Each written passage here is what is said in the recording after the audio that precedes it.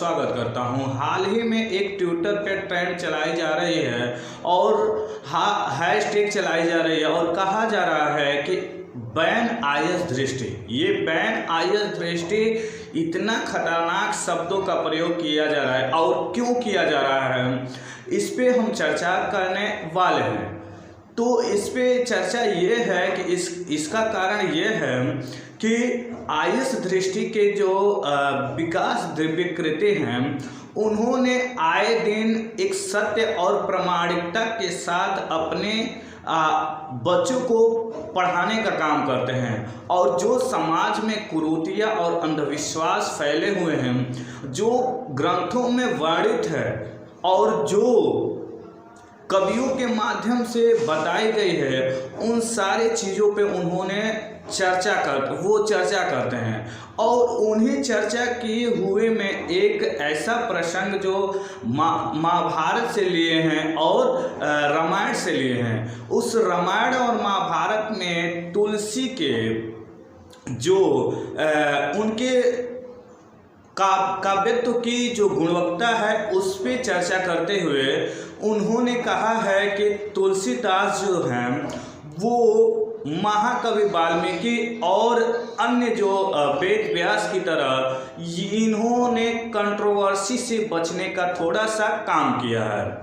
और काम ये किया है कि जिस प्रकार महाभारत में या रामायण में राम सीता से कुछ ऐसे संवाद करते हैं जो बोलना एक बहुत ही अजीब लगता है, वो रामायण और महाभारत में वर्णित की गई है। उसी पे उन्होंने चर्चा किया था और वो चर्चा बाद में चल के इतना तेजी से वायरल हुआ है और वायरल होने के बाद जो अंधभक्त हैं, उन्होंने विकास दिव्यकृति को अपने हाथों में ले लिया और उन पे तमाम ऐसे भद्दी शब्दों का प्रयोग कर रहे हैं और तमाम ऐसे कंट्रोवर्सी क्रिएट कर रहे हैं, जिससे विकास दिव्यकृति के यश और कृति पे कहीं न कहीं एक थोड़ा सा प्रभाव तो पड़ ही रहा है।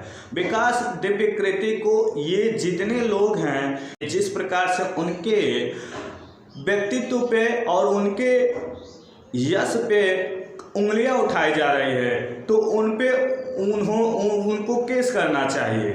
लेकिन विकास दिव्यकृति अपने इन सब बच्चों को बच्चे समझ के छोड़ने का काम किया है।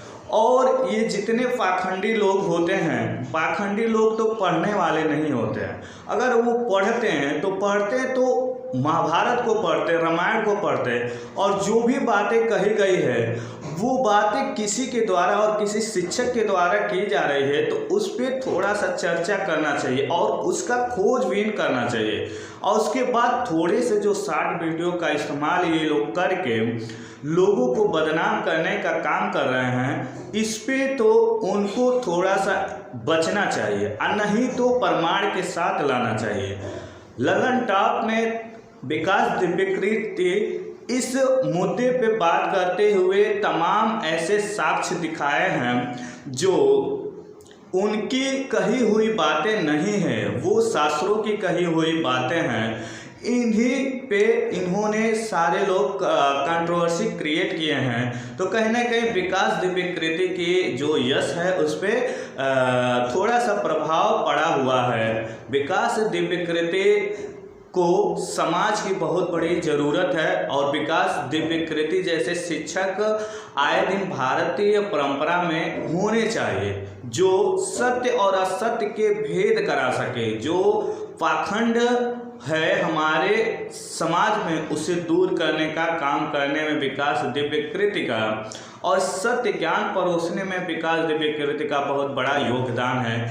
यह न्यूज़ कैसी लगी? अगर अच्छी लगी तो वीडियो को लाइक करें, सब्सक्राइब करें और बेल आइकन घंटी को दबाना ना भूलें। नमस्कार दोस्तों।